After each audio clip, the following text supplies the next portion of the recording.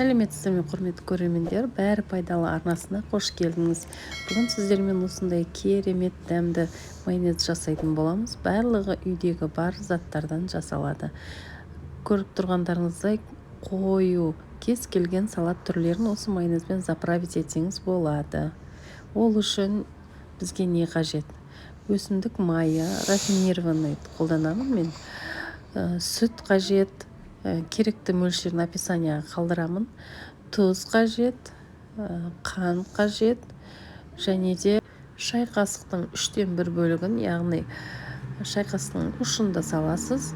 Горчица керек, және де лимон қышқылы керек. Лимон қышқылын лимонның согымен немесе уксуспен ауыстыруға болады.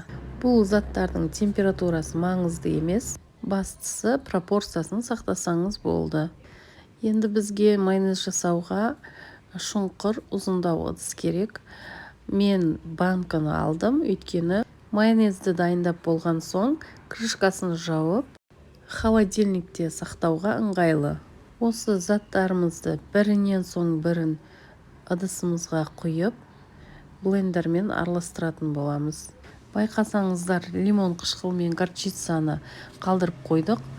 Оларды майонезіміз қоюласқан соң салатын боламыз.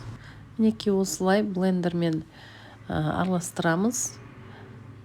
Қозғамай араластырып тұра берсеңіз, өзі қоюласады астынан бастап үстіне қарай.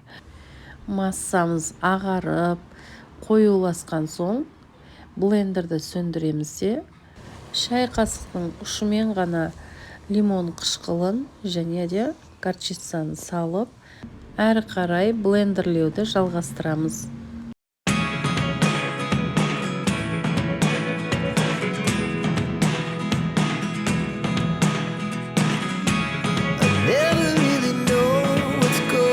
Мінекей майонезіміз қою, аппақ болып дайын болды.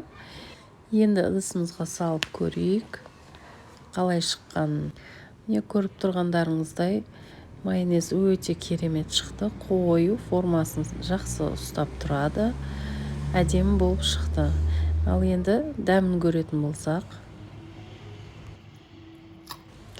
өте дәмді. Сіз де осы рецептпен дайындап көріңіз. Ал енді мен сіздермен қоштасамын. Келесі видеода жолыққанша қош сау болыңыз.